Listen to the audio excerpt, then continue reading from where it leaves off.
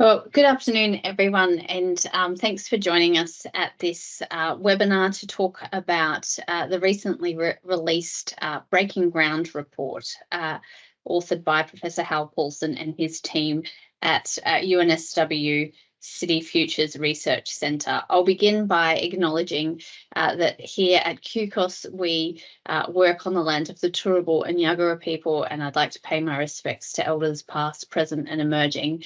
And also pay my respects to all First Nations people who may be joining us today, as well as acknowledge the traditional owners of all of the lands you're meeting us on from across Queensland and indeed from across Australia. So today's webinar really is an opportunity for us to have a discussion with Professor Hal Pawson and Dr. Andrew Clarke about the key findings of the Breaking Ground report, which we released this week as part of the Town of Nowhere campaign. Now, this report really is a 12-month on status update to look at how both the state and Commonwealth government have responded to Queensland's unabating housing crisis. The structure for today will be that we'll hear directly from Hal and Andrew, and we'll have time for questions at the end, but please don't hold your questions back. Although participants are muted, you can ask questions in the chat. We are monitoring those questions and we'll certainly see what we've got time for after the presentation. The presentation is also going to be recorded and we'll share it with you after the session, also noting that if that's not something you want to participate, it's probably a good time to jump off. So in terms of context setting, it's no surprise to anyone that Queensland continues to be in the midst of an unabating housing crisis. And just over 12 months ago, QCOSS, together with our Town of Nowhere partners, commissioned Hal and his team at UNSW City Futures Research Centre to author a report which really gave us a clear, independent view of the scale of the crisis, as well as what are some of the policy responses that could really make a difference. And so then after that, we have seen many changes at both a Commonwealth and state level. And I can also say that travelling around the state, although we're hearing all of these wonderful sounding announcements, our members, particularly in regional Queensland, are telling us that this crisis isn't getting any better. And so we reached out again to Hal and the team and asked them whether they could give us a status update to give us that expert view of whether the changes that have been made will make a material difference. And including in that time, the Queensland government has introduced the Homes for Queenslanders plan. So this Breaking Ground report, which was released on Monday, really does give us a view of that. And Hal and Andrew are going to talk in detail about what they found. But by way of introduction, Hal Pawson is the Professor of Housing Research and Policy and Associate Director at UNSW's City Futures Research Centre. Hal's interests include housing policy governance and strategy, homelessness and social housing. He is a former managing editor of the International Journal of Housing Studies and lead author of the excellent book, Housing Policy in Australia, A Case for Systems Reform, and I can commend that book to you. I have read it myself and found it to be excellent. In terms of our other speaker, Dr. Andrew Clarke, Andrew is a lecturer in sociology and social policy at UNSW. His research focuses on the intersections of housing and social welfare. Not in his bio, but he is a Queenslander and he was previously a research fellow at the University of Queensland.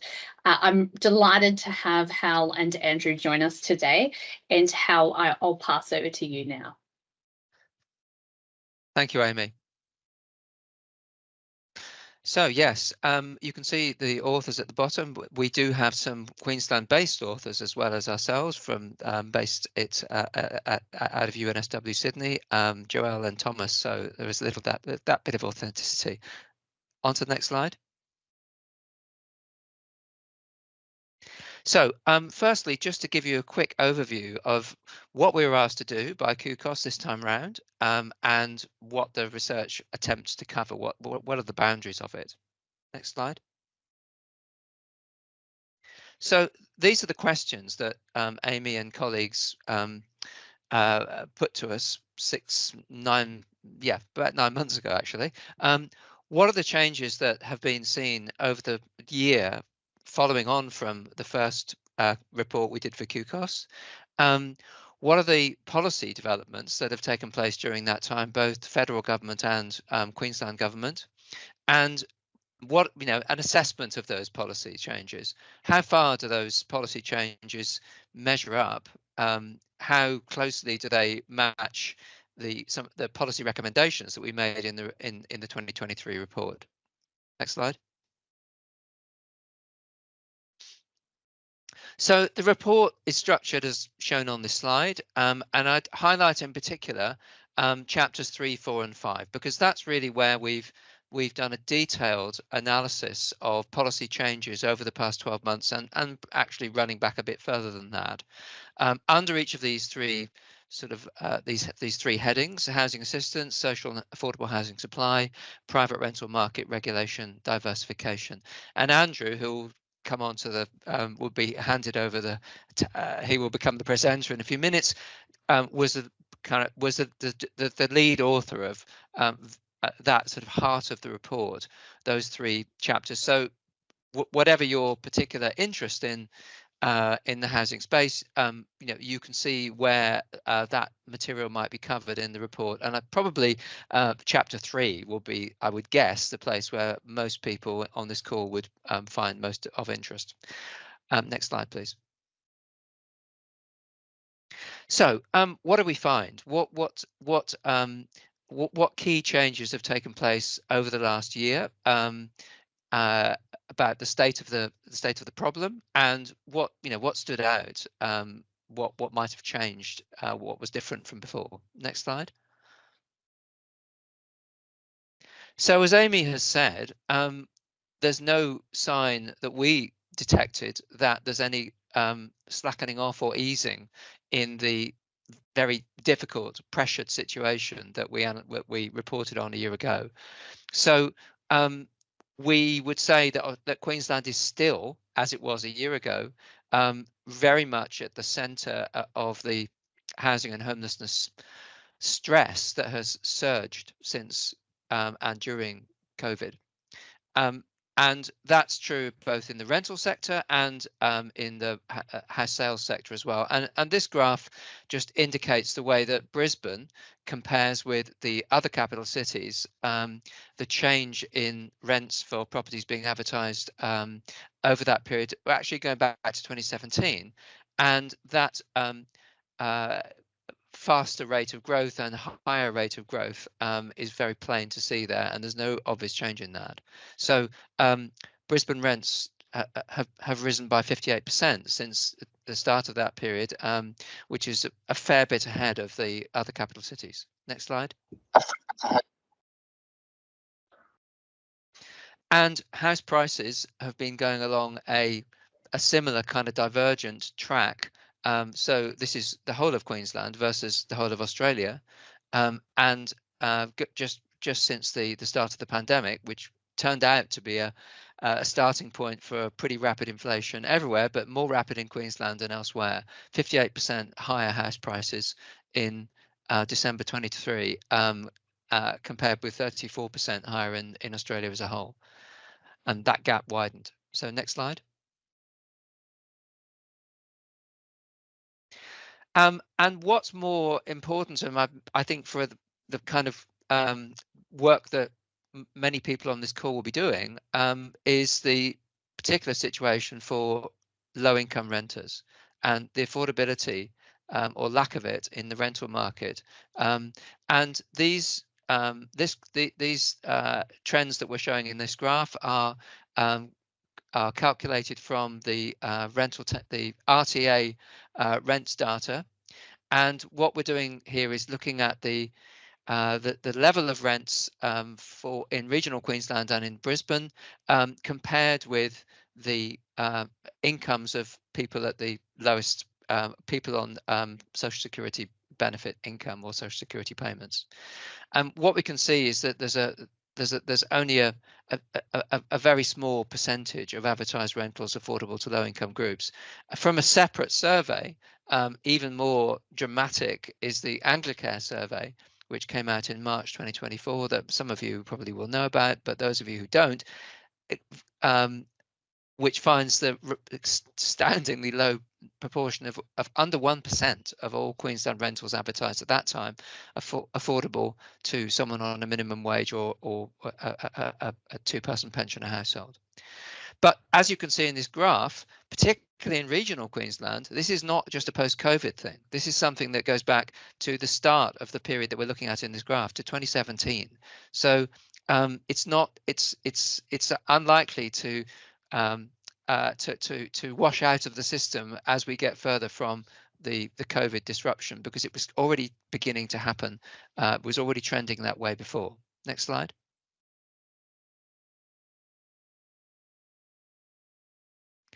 And another, I think, extremely telling statistic that shows the longer term trend of private rental affordability is this one, which comes from an Ahuri report published earlier this year, authored by Margaret Reynolds and colleagues at Swinburne. And what this does is it uses census data in a sequence that goes right back to 1996.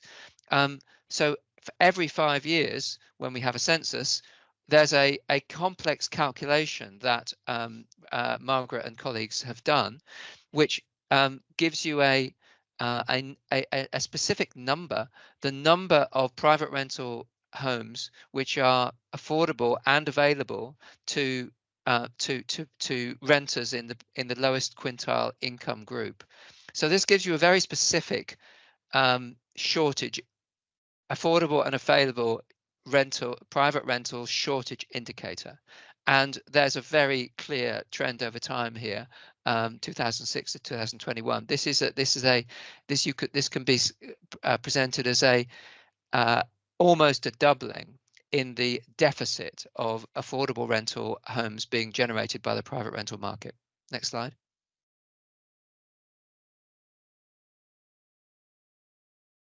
So next set of slides. Bearing in mind that we have the Homes for Queenslanders plan published by the Queensland government in February this year, and the fact that the federal government's also been quite active in the housing area, what are our key observations on these policy changes? Next slide.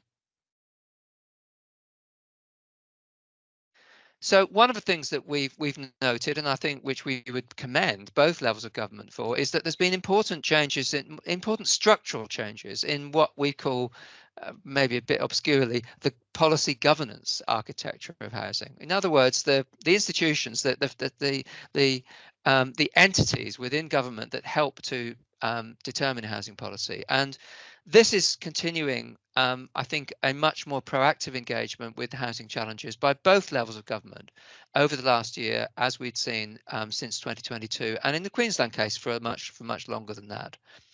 And I think these changes in this institutional architecture do create a stronger foundation for effective housing policy making for the future. They don't guarantee that we'll get it, but they provide a better basis for it. And in the Queensland government's case, they in the past year have brought together or recreated, they've restored a strong and I'd say broadly scoped Department of Housing, which I think is a big step forward because it addresses, it repairs some of the very fragmented structure that existed before. And at the Commonwealth level, we've had the creation of a National Housing Supply and Affordability Council and the Housing Australia as a national housing agency, which I would say again are positive moves that boost the housing expertise and policy making capacity within the federal government, and that's what we've needed for a long time. Next slide. So other important factors at the federal level, I think there has been an ongoing high level of activity, I would say, mainly led from Treasury rather than from the Housing Minister. And that activity has included progressing the Housing Australia Future Fund, which was pledged in the 2022 election. The HAF has been legislated, and the first round of funding bids for a share of that cash, or that share of those promises of cash in the future, have gone through.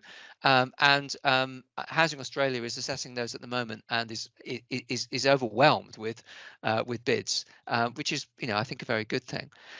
Government has made available a little bit more financial support for housing over the past year, or more particularly through the one-off funding that was agreed as part of the parliamentary debate on the HAF legislation last year, about $3 billion in that case, but also in the very recent budget, nearly $2 billion more for concessional loans that will help to make some of those HAF funding proposals add up. And there's been also, we ought to acknowledge, a second one-time, or a back-to-back 2 years of CRA upgrades by 15% and by 10%, which has never happened before. It's insufficient, but yeah, it's still something we should commend. And federal government's also pledged to coordinate land use planning reform across the country to ease supply of private house building, and to harmonise rent regulation in the various jurisdictions. Exactly how those pledges are being progressed, we don't really know, and we need to be demanding that information. Next slide. So Homes for Queenslanders, I think, does mark is an important milestone here from the Queensland government, and there's a lot of substance in it. There's a lot more substance in it than there is in what these things typically contain when they're published by state and territory governments. I think it covers it's very strong in terms of the breadth of it. It covers a wide range of housing or aspects of the housing issue, or housing problems, housing crisis. It is ambitious, or some of its targets are definitely ambitious. I think it does include a suite of measures which are aimed at amplifying market house building, so measures around planning in particular, and that's fine. That's the focus of much of the debate that we hear about from in the political realm, in the media.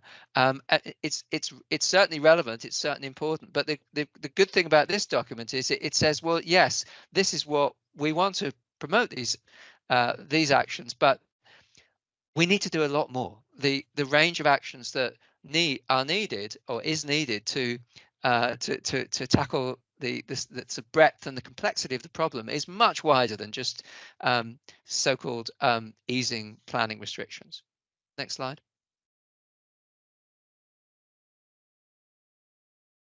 So in our view, the standout commitment is the social housing expansion that is committed to in the Homes for Queenslanders plan, and that amounts to the number put on it is 53,000 53,000 additional social housing units by 2046, which equates to 73% more than we currently have, or Queensland currently has. That's no small amount. But I think what is very important to commend the Queensland government on is that there is also an interim target, and there is a reasonable, or there is either committed funding that underpins that, or funding that that Queensland can reasonably expect, because the HAF and the federal funding will come through in the next couple of years, and a proportionate share of that will certainly come to the state. So the level of social housing output that's pledged over the next 3 years is sufficient to transcend the minimum number that is needed simply to stand still. Over the past 25 years, there's been a little bit of social housing being built over that time, erratically, but it's never been sufficient to even keep pace with population growth and dwelling growth. So the share of all housing that is social housing has been sliding and sliding and sliding down to only about 3% today. But the dotted line, the dotted horizontal line in this graph shows you the 1,400 units per year, which is where you need to be to stand still even. And in 2022-23, the starts and completions numbers were escalating towards that number. They haven't reached it yet, but the commitment in Homes for Queenslanders is that by 2027, the output will be running at 2,000 units per year. And you can see from our estimates here that that is significantly above that minimum level needed to start to rebuild the social housing representation in the whole housing system. Now, that would be quite an achievement to do that, and it would be even bigger achievement to maintain that progress until 2046. That's what we need to keep pushing government to do. And I think that is something to commend. Next slide. So what are the key focus areas or gaps that we found or we recommend should be looked at? Saying, what more are we arguing in this report? Governments, both levels of government, but particularly the Queensland government, should be doing over and above current plans. Next slide. So I think we need to acknowledge that housing stress affecting Queensland today is not a new thing. It's certainly intensified since 2022, and that, as the earlier slides have shown, that is not moderating at the moment. But there's a much longer story here, and it's not and just as the problem has developed, has accumulated over many years, it's also a problem that needs many years to solve it, and many years of sustained focus on the problem. And both levels of government need to be part of that. So I think it's crucial that this more proactive stance of both levels of government over the last few years is maintained into the future, irrespective of changes of government that might occur. And I think the fact that we've got recent innovations in what I call the institutional architecture of a housing policy should help to provide a bit more of a foundation to carry that commitment forward. But these are anyway only a necessary condition for that continued progress, not a sufficient one. Next slide. Over to Andrew now. Thanks very much, Hal. So I'm going to pick up with this question, which is we were asked, what are the project's key findings about rental system reform in Queensland and potential rental reforms? Next slide, please.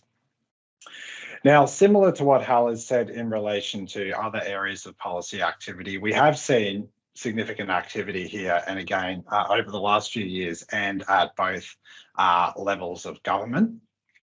In the Queensland case, we've seen two phases of reforms, the most recent of which I believe has just passed through Parliament, where a number of new protections for private rental tenants have been put in place, including things around minimum standards, notice periods for landlords entering the property, and various other things. However, in our assessment, these have fallen short of full-blooded enhancements of tenants' rights that we consider to be needed. And in particular, we think there's been two key reforms that we were hoping to see, and that we know that many people in the sector were hoping to see, that have not been included in those recent reforms. And they are, number one, regulating the quantum of rent increases, so the amount by which rents can go up. Following the release of our first report and the good campaigning done by QCOSS, the former Premier Anastasia Palaszczuk did flag that she was seriously considering introducing some form of rental regulation, or rent caps, I think was the word she used. However, this was sort of quickly shelved, and instead the Queensland government put forward an alternative policy, which is to restrict the frequency of rent increases to once per year. And that's recently been updated to shift it from the tenancy to the property. We discussed details of that in the report. And this brings Queensland into line with the national framework that's been put forward by the Albanese government.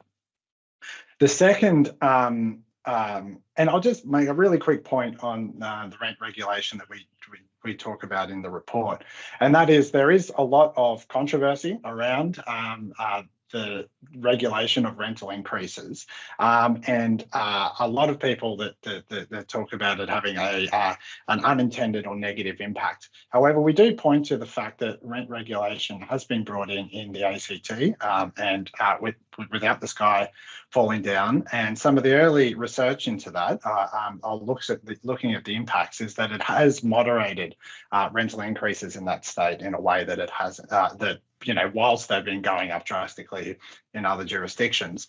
And we'd also point to the fact that there is rent regulation employed in various jurisdictions around the world, and that takes many forms, right? And some are more or less well done. And what really matters was when you're pursuing a policy of rent regulation is the way it fits within an overall policy strategy and interacts with other policy levers.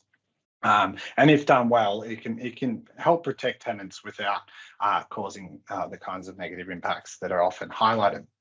Now, the second reform that we were hoping to see, which we haven't, which is I guess we would say a more thoroughgoing restriction on no grounds evictions.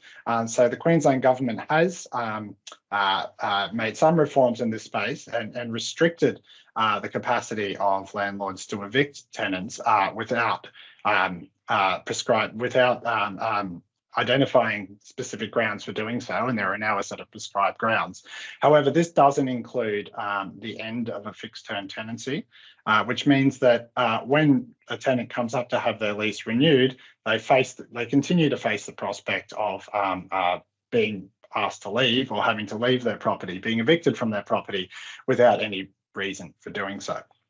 And the reason that these two things matter is that they overall, they limit the security that tenants have available to them.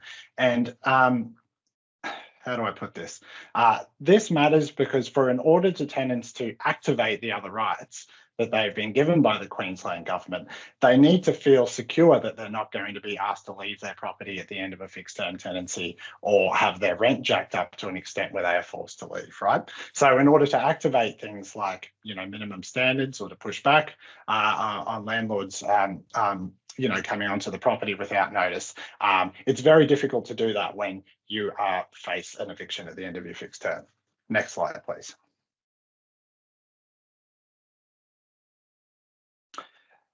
So in the final part of the presentation, we're going to reflect on overall, how have the key policy recommendations that we put forward in the first report, or to what extent have they been addressed or something commensurate with those being put forward in the Homes for Queenslanders plan or other key initiatives put forward by the state and federal government.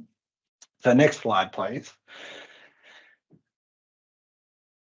So our overall assessment, and Hal has already highlighted this, that there has been a number of, there's been significant positive progress in relation to most, although not all of the policy recommendations we specified in our 2023 report. And this holds true for both the state and federal government. And you can see a quick summary of the recommendations we put forward in that report, and I'll just jump into those in a little bit more detail now. So next slide, please. So we recommended in our first report, and Hal's drawn attention to this, that there be an enhancement of housing policy making and housing policy government. So I guess the capacity of state and federal governments to make housing policy and the quality of the strategies they put forward. Hal's spoken quite a lot about this, so I won't go into it in much detail. But one particular recommendation we made that we think has been well fulfilled and that I would highlight here is that we recommended the development of a broadly scoped housing strategy framed by our overarching goals. And we think the Homes for Queenslanders plan contributes to that, to meeting that goal really well. Next slide, please. A second recommendation we made was that there is an urgency to meet social housing need in Queensland and in Australia more broadly. And we made a number of recommendations around this, which you can dig into in the reports themselves, but I'll just highlight a couple here. One is that we recommended further expansion of the HIF, the Housing Investment Fund in Queensland, and the HAF at the federal level. Whilst those two schemes themselves have not been that's not happened, we have seen additional investment commitments outside of the HIF and the HAF, which Hal highlighted earlier. And another important policy development that we've seen announced is the establishment of a permanent supportive housing funding policy and funding framework, which was something we recommended in our first report. Now, something like that has been flagged in the Homes for Queenslanders plan. That is, the Queensland government has committed to establishing a supportive housing policy and framework. However, they have stopped short of committing to that being a permanent supportive housing policy and framework. And the reason that matters is that permanent supportive housing is shown in research from in Australia and around the world to have the capacity to end homelessness for some of the most acutely disadvantaged members of our community, people who experience long-term and chronic homelessness, people with complex needs in particular. And that research shows that one of the key things that contributes to that success is the stability of long-term permanent housing that permanent supportive housing provides, and the fact that people can rely on the fact that they are not going to be asked to leave within some time frame or pressured to move on until they are ready and they're on top of their, until it's their choice to do so and they're doing so off their own back. So that's really important. We hope to see that commitment to permanency come through when the policy is finally released. Next slide, please. Our third recommendation from the previous report was around the affordability and security of low-income private tenants, and I just spoke to that in terms of we've seen some good but minor changes in terms of enhancing tenants' rights, but two of the key reforms we're hoping to see were not included. Next slide, thank you.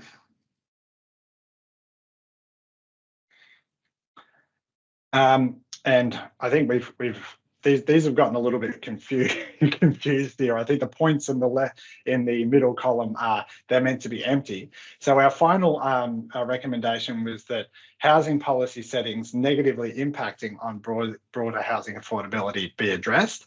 And the two things that we were calling for here were reform private landlord tax concessions. So that's around things like the capital gains tax discount and negative gearing tax concessions, which contribute to the overall unaffordability of home ownership. And we've not seen any action on that, despite our typo in the slide, so you'll have to excuse that. Although there has been a little bit, it has been back on the agenda, right, in terms of policy debate, which, is somewhat encouraging. And the other thing that we were hoping to see in this place is the phasing out of phased replacement of stamp duty, state level stamp duty with a broad-based land tax. That has also not occurred, and it's not occurred anywhere in the country. It was close to occurring in New South Wales. It was a commitment of the former government here, but following the election loss, it's gone off the table as well. So imagine those two columns are blank. There is still work to do there. Next slide, please. Okay, and I think I'm handing back to Aimee here. Thank you very much. Thanks so much, Andrew, and thanks, Hal, too. What a wonderful presentation, Bronwyn. I think we can end the presentation at this point. I think sometimes with this discussion, it seems to me that we lose sight of what we're actually talking about, which is housing. And of course, everyone in our community really should have access to suitable housing.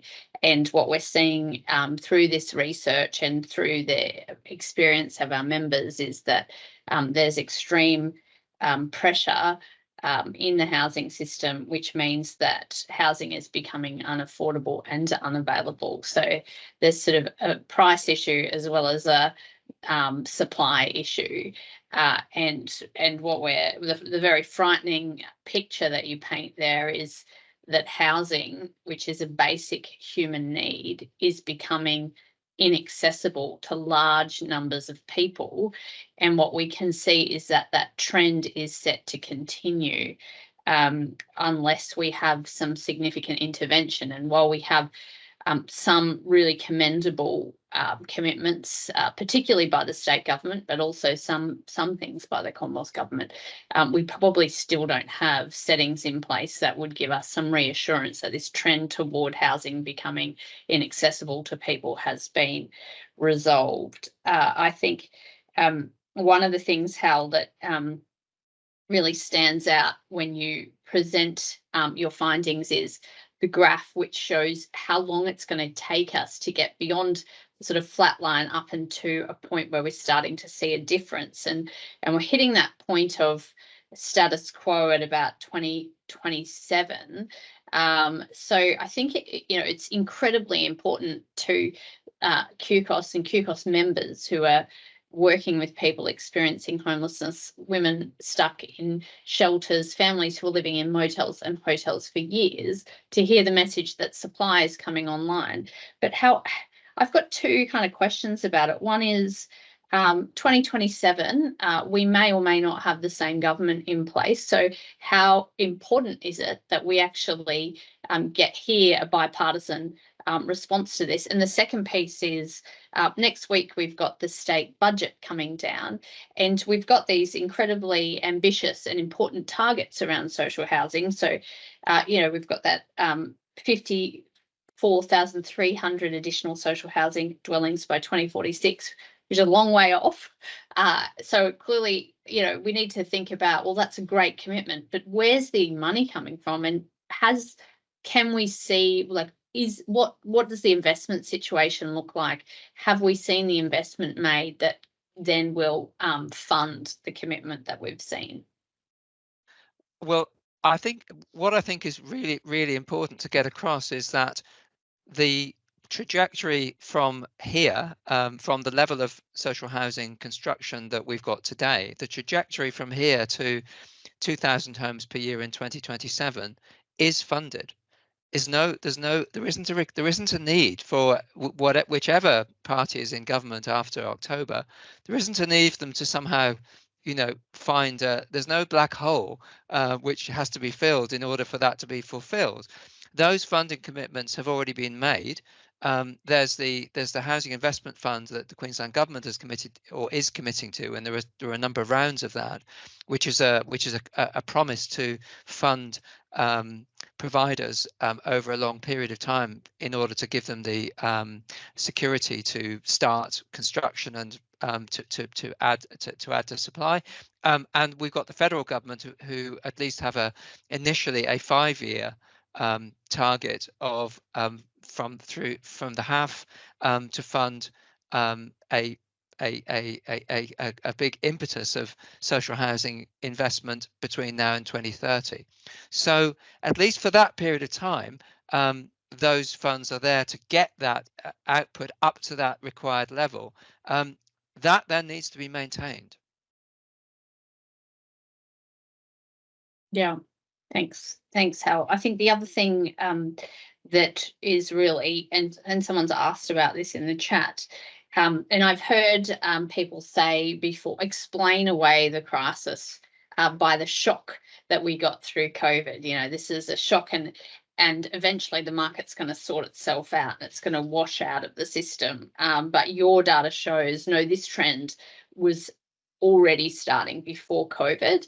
And so your view is, no, this is not going to wash out of the system. This requires considered long-term commitments from government with a clear goal of ensuring people have access to housing. And so someone in the chat has asked, can you talk a little bit about what you think started to happen in 2017 that started this trend?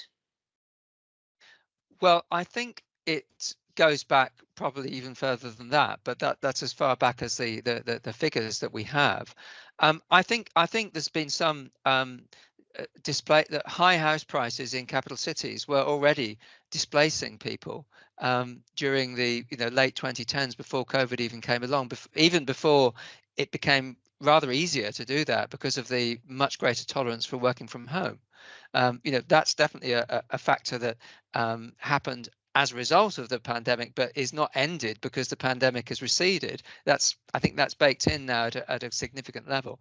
So what I think that process of people to some degree exiting capital cities and contributing their demand to regional housing markets was already taking place in the conditions before COVID was was on the scene. Can I add a quick point to that as well? Sorry, Amy. And that is so Hal's talked about, declining home ownership affordability. That displaces higher income people into the private rental sector and putting pressure on the private rental sector. We've also seen the decline in social housing, which has been long-term and drastic since the late 90s. So that's sort of taking away at the other end of the housing system a significant affordable housing option and for people, which is sort of putting pressure. So we become over-reliant on the private rental sector to provide housing that was previously provided by those other two sectors. Thanks, Andrew. The other thing I think that we haven't highlighted in this particular presentation, but in terms of homelessness, we did see in the Homes for Queenslanders plan a 20% uplift for funding for specialist homelessness services for 18 months. And my understanding is that services have now received those contracts, and indeed that 20% has only been applied to the first 18 months. My understanding of the justification for that is that the Hunter Review is currently on foot, looking at the system as a whole and how it could better respond to people experiencing homelessness. And this goes to what you were saying, Andrew, which I think is a really important point to emphasise while the state is having a conversation about how to better deal with homelessness. And there's a question in the chat about the research you referenced, Andrew. I think it'd be worth actually just really explaining what a supportive housing is and what the research tells us about those other factors that can, other than the bricks and mortar, that can contribute to someone experiencing homelessness. Yeah, sure. So permanent supportive housing is a response to homelessness targeted at the most acute, or the cohort of people experiencing homelessness who have the highest and most complex needs. And it essentially entails the provision of long-term housing, similar to social housing, like subsidised housing, coupled with voluntary wraparound support for those who need it in order to assist people to sustain that housing, right? So it's kind of got those two components, right? It sees housing as a necessary and component of any response to homelessness. You can't end homelessness without housing, and I think Australia's policy history over the last couple of decades shows that. However, there are some cohorts within the homeless population for whom housing isn't enough, and the provision of support to help them to sustain housing is really important there. Queensland has some great models of permanent supportive housing. Common Ground Queensland in Brisbane, in South Brisbane, is a highly successful example of permanent supportive housing. And if people are interested in looking at the research on that, Cameron Parcell's work, his original evaluation of the Common Ground model, and some more recent work. I know that they've published an academic article, which will be behind a paywall, but if anyone wants it, you can email me. A recent update of a more recent study of Common Ground, which shows how important that permanent housing actually is for enabling people to to sustain, to permanently exit homelessness. One final thing I'd say, Amy, is that because we can get a little bit too caught up, I think, in research and policy and practice spaces on what can be done for those with the greatest needs. And of course, that's vitally important and there is a priority there. But all forms of homelessness require a housing-led response, right? And we've, this is, I think, part of the challenge is that sometimes we can get a little bit too caught up in services that address people's non-housing needs or trying to support people back into a private rental sector that is really broken and that is increasingly unaffordable for not just the most disadvantaged, but many others. And so that any homelessness system review needs to have access to long-term, secure and affordable housing at its core. Thanks, Andrew. And a point really well made in the report too is that if you're experiencing housing insecurity in Queensland, you are much more likely to be offered a product or a service than you are to be offered housing. And what we know from the report and from our frontline experience is that that doesn't deal with the issue that the housing isn't there, isn't accessible, isn't available, isn't affordable. Hal, there's some questions in the chat, a few questions related to population growth. And, we talked, you talked sort of at a high level about how those targets for social housing were calculated, but I think it's worth reflecting on the 2022 Queensland Audit Office review, which did comment that Queensland wasn't producing enough social housing and hadn't modelled its targets based on current and future need. And I think you make the comment in the report that well, while that was true, it's actually not something any government has done since sort of the nation building exercise that occurred after the Second World War. So Hal, can you talk a little bit about how population growth has been, what has happened with population growth in Queensland and how that's been factored into some of the Queensland government's policy making? Well, certainly, I think one of the probably the most important reason why the current housing stress across the whole country is most intense in Queensland is to do with faster population growth in the state than in most other parts of Australia. And that is something which is true both over the long term and the relatively short term.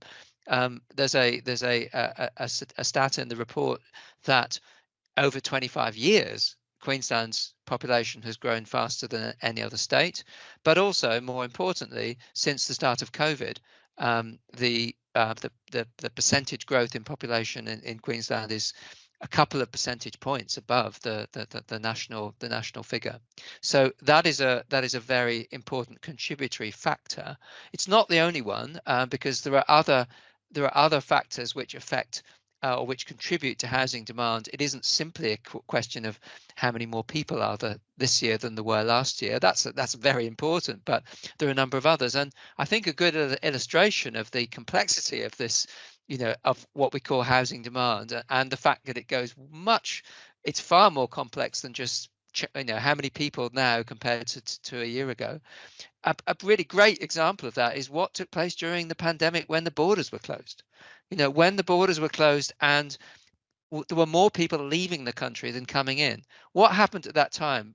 Did we see the housing market suddenly collapsing and prices and rents falling? You would expect that, and many people predicted it. No, the opposite happened. It wasn't just that, it was after the international border was reopened at the beginning of 2022 that the market started to become very turbulent and prices and rents started taking off. No, they already were taking off even before the end of 2020. So that's really an important thing to remember whenever you see there's very simplistic claims made about population. So population is important, but it is far from a simple case of more people, more problems, less people, problem fixed. Unfortunately, we don't know very much about the detail of how the Queensland government actually calculated the the target number of 53,000 new additional social homes between now and 2046. We understand that there was a statistical modelling exercise that informed that, and the statistical modelling exercise, I think, was about calculating the number of people who qualify for social housing now. They meet the income criteria, and projecting that forward using, I imagine, but it isn't actually confirmed in anything that the government has published, population projections, household projections for the next 20 years. We don't really know quite how that was done, but I think we have to take it on trust that it was done in some way. And as Aimee says, why did this happen? Did they just do this voluntarily? Well, probably not. Probably because they were told off by the audit office, because the audit office, slightly naively, I would say, but a perfectly reasonable comment to make. Why aren't you measuring how much of this commodity or this service you actually need? Surely that's something that is a it's a fairly obvious requirement, isn't it? Well, it is, but as Aimee also said, it doesn't happen anywhere else. Social, when services like health and education are being planned, a lot of trouble is taken to measure how much we need now and to project that need into the future and to try and work out how to provide a service that meets that need. In social housing, that does not normally occur. So while we can find points to criticise about it, the fact that the Queensland government has done something along those lines is really quite remarkable, and other jurisdictions and the Commonwealth should be taking note, because the Housing Australia Future Fund, great thing though it is, modest though it is, doesn't have any evidential basis whatsoever in terms of its size. I think not very many people would say, well, we really don't need as much as that. Most people would say, well, it sounds like a reasonable number, but probably the real number is much higher. That's absolutely true, but we don't know how much higher, because it's not a figure that is based on any kind of estimate of that level of need that we would ideally be fulfilling over the medium to long term. Maybe we will get such a number in the National Housing and Homelessness Plan when it is published later this year, but I'm sorry to say, I fear that we won't. I love your optimism there, Hal.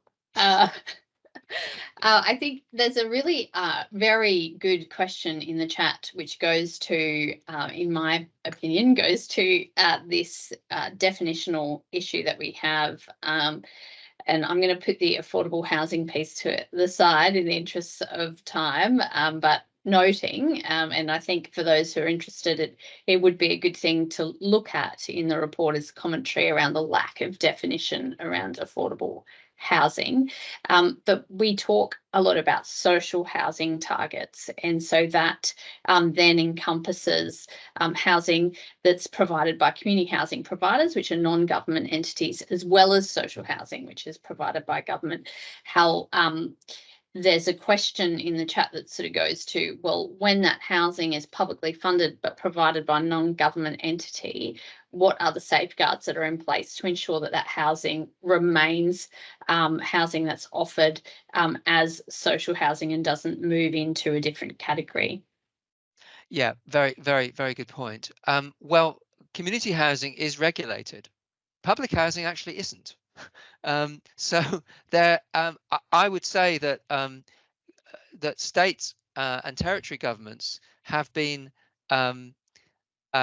almost unsupervised in their decision making about whether they and how much they actually decide to sell off themselves, and a number of state governments have been doing so at greater, or none of them have been doing it at a huge level, but some of them have been doing it at significant levels over the last few years. Community housing can't easily do that because their regulation would cry foul if they did. There are safeguards that prevent them from doing that. So the quality of the regulatory system is really important. And this, sadly, is an area which has been set up by, but then neglected by the federal government in particular. So the community housing regulatory system that we have was set up as an initiative that came out of the last Labour government, 12, 14 years ago, and really as it's continued to play an important role, but it's increasingly a role which is, or it's increasingly a function which needs some significant overhaul and upgrading. And it needs the federal government to start taking an interest again, which even under a Labour government, I'm sorry to tell you, it has absolutely not done up until now. So I think this is something that we would very much hope would be, a new recognition from the federal government, that especially when this is a sector that the government's going to be investing in significantly for at least for a few years, the way that new housing is supervised, or the way that the use of it is supervised, also needs to be upgraded alongside that. Yeah, thanks, Hal. And that was a fantastic question. Thanks, Jane. So there are so many more questions I could ask you both, and there's so many more questions in the chat. So I'm sorry to those who also asked wonderful questions that we didn't get to, but I would commend the report to you, because much of what you have asked in the chat is covered in the Breaking Ground report, and Bronwyn's just shared the links to that in the chat. Can I say, Hal and Andrew, huge thank you, so much gratitude to both of you for this report, and not just for this report, but for keeping that just laser focus on what's going on, being able to have a very critical and independent view of this really, really important issue, because I think so many people are experiencing the impacts of poor policy and insignificant or insufficient investment. And then at the same time, we hear all of these things happening. It's very difficult to understand whether the issue is actually being grappled with and addressed. And both of you are using your energy and your intellect and your time to make sure that people do have information about what is actually happening. And we at QCOSS and our Town of Nowhere partners have benefited greatly from your expertise. So thank you so much. I do commend the report to all of you, and as well the other work that Andrew and Hal have both done. As you've heard in this presentation today, Queensland's housing crisis is nowhere near abating. We do need to see continual long-term efforts to deal with this really significant crisis. QCOSS and the Town of Nowhere are calling on the state opposition next week in their budget and reply speech to actually outline to Queenslanders what they would do should they form government after the 26th of October to deal with the housing crisis. And we're calling on whomever is our state government now and going forward to do the right thing by renters and limit unfair rent increases and end unfair evictions. I would ask you all, if you haven't already done so, to jump on the Town of Nowhere website and to join us as we continue to advocate for better outcomes for Queenslanders in the face of the housing crisis. There is, as I say, links in the chat. I believe we're about to put up a feedback poll if you've got time to complete it. But thank you all so much for attending. And again, thanks so much to Hal and to Andrew. Thank you very much.